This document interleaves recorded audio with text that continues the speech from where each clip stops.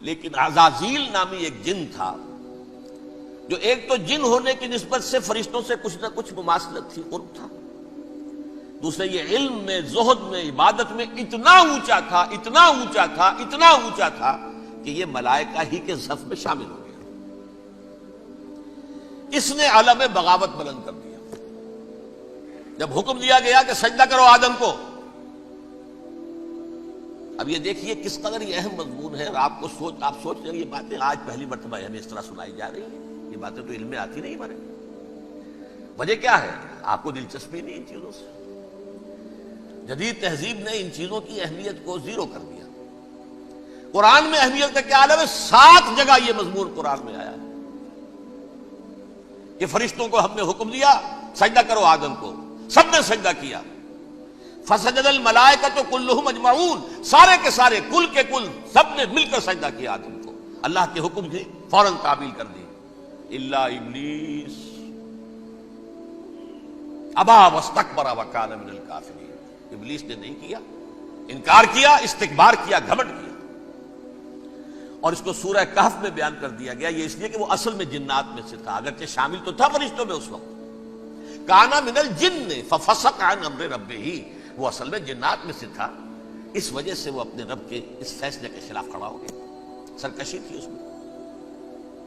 یہ معاملہ اتنا اہم ہے، اب آپ سمجھیے کہ 7 مرتبہ سورہ بقرہ، سورہ اعراف، سورہ حجر، سورہ بنی اسرائیل، سورہ کہف، سورہ طٰہٰ، سورہ صاد، 6 مکی صورتوں میں ذکر ہے یہ، اور 1 مدنی صورت سورہ بقرہ۔ ان میں سے اکثر مقامات پر پھر جب اللہ نے کہا کہ اچھا تم نے یہ سرکشی کی ہے اور ہمارے حکم کی خلاف ورزی کی ہے تو یہاں سے نکل جاؤ، دفع ہو جاؤ، تم مردود ہو، مردود، ملعون، ان علیک لعنتی الی یوم الدین، اب تجھ پر لعنت رہے گی میری قیامت کے دن۔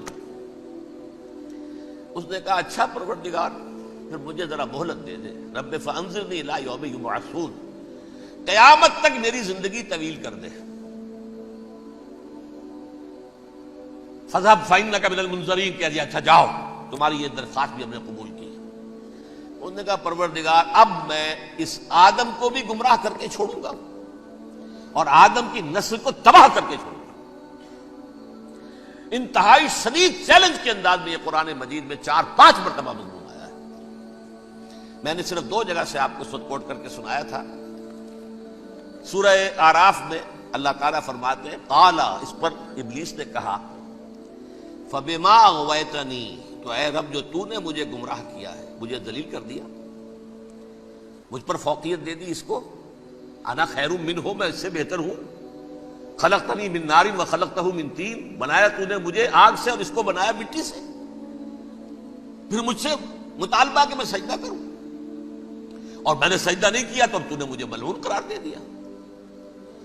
قال فبما اغویتنی لأقعدن لهم صراطک المستقیم، اب میں یہ نسل آدم کے لیے، اس کو برباد کرنے کے لیے تیری سیدھی راہ کے اوپر دھات میں بیٹھوں گا، سیدھے راستے پر چلنے نہیں دوں گا۔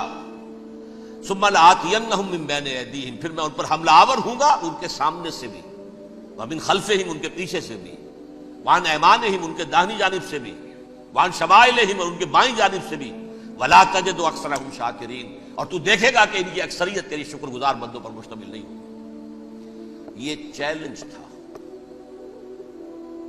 اور ایک چھوٹا سا چیلنج جو سورہ صاد میں آیا ہے، اور یہاں تو اس نے اللہ کے جلال کی قسم کھا کر کہا قال فبعزتک لأغوینہم اجمعین، اے رب تیری عزت، تیرے جلال کی قسم ہے میں ان سب کو گمراہ کر کے چھوڑوں گا، الا عبادک منہم المخلصین، سوائے ان میں سے وہ کچھ لوگ جنہیں تو خالص اپنا بندہ بنا لے، جنہیں تو اپنا بندہ بنا لے، مخلص، مخلص نہیں، مخلص یہ مفعول ہے، فاعل نہیں ہے، جسے تو بنا لے۔ بعض لوگوں کو اللہ چن لیتا ہے، هو اجتباکم، تمہیں چن لیا ہے، استفاء، اجتباء، بس وہ بچیں گے جن کو تو اپنی خاص امان میں لے لے گا، باقی میں سب کو گمراہ کر کے چھوڑوں گا۔ یہ ہے اصل دنیا میں نوع انسانی کا ابدی دشمن، ازلی سے ابدی تک۔ اور اس میں نوٹ کیجئے کہ اس کی اصل بنیاد کیا ہوئی؟ دو لفظ، تکبر اور حسد۔ استکبرا، تکبر کیا، انا خیر منہ، میں اس سے بہتر ہوں۔ یہ ساری بس کی گانٹھ یہی ہے، سب سے بڑی گمراہی کی وجہ یہی ہے۔ اسی لیے کہا ہے حدیث میں، لن يدخل الجنہ من کان فی قلبہ مثقال حبۃ من کبر، جنت میں ہرگز وہ شخص کبھی بھی داخل نہیں ہو سکے گا جس کے دل میں رائے کے دانے کے برابر بھی کبر ہے۔ تکبر سب سے بڑا جرم ہے۔ الکبر ردائی، اللہ فرماتا ہے یہ تکبر، یہ تو میری چادر ہے۔ کوئی شخص تکبر کرتا ہے تو گویا میری چادر گھسیٹ رہا ہے میرے کندھے سے۔ عرب میں کسی شخص کی توہین کرنی ہوتی تھی تو اس کی چادر گھسیٹتے تھے، ننگا کر دیا گویا کہ یہ میری ردائی ہے، الکبر ردائی، یہ میری چادر ہے، یہ جامہ مجھے زیب دیتا ہے، مجھ پر راستہ تھا۔ اور حسد، آدم کو جو برتری عطا ہو گئی، اس حسد کی آگ میں وہ جل رہا ہے اور اس کا انتقام لینا چاہتا ہے۔ آدم سے بھی، آدم کو بھی گمراہ کیا، جنت سے نکلوایا۔ ویسے نکلنا تو انہیں تھا ہی مشیت اذنی میں، لیکن فوری طور پر اللہ کے حکم کی خلاف ورزی تو کروائی نا۔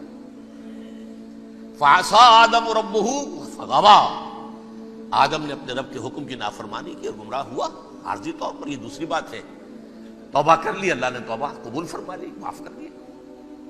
کوئی مستقل جو ہے وہ نسل انسانی پر اس گناہ کا اثر متوارث طور پر نہیں آ رہا ہے، ختم ہو چکا معاملہ، ہوا تھا ہو گیا۔ فتلقى آدم من ربہ کلمات فتاب علیہ انہ هو التواب الرحیم۔ اور توبہ کی شان یہ ہے جب وہ قبول ہو جائے اللہ کی جناب میں، کہ التائب من الذنب کمن لا ذنب لہ، گناہ سے توبہ کرنے والا ایسے ہوتا ہے جیسے اس نے کبھی گناہ کیا ہی نہیں تھا۔ لیکن بہرحال وہ گمراہ کرنے میں کامیاب ہو گیا، حضرت آدم اور حوا کو بھی، اور نوع انسانی کی عظیم اکثریت، عظیم اکثریت، عظیم اکثریت اس کے داؤ میں آئی ہوئی ہے نہیں۔